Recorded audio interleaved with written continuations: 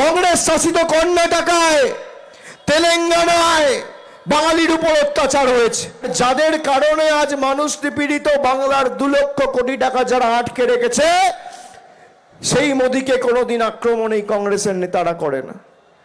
খালি তো বিজেপি শাসিত রাজ্য নয়, কংগ্রেস শাসিত কর্ণাটকায়, তেলেঙ্গানায় বাঙালির উপর অত্যাচার হয়েছে।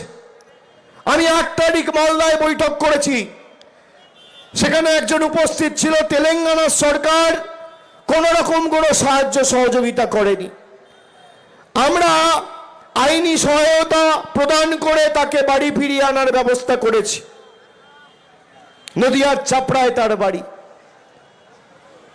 মানুষ বিপদে পড়েছে, যদি পাশে কেউ দাঁড়ায়, তৃণমূল কংগ্রেস দাঁড়িয়েছে।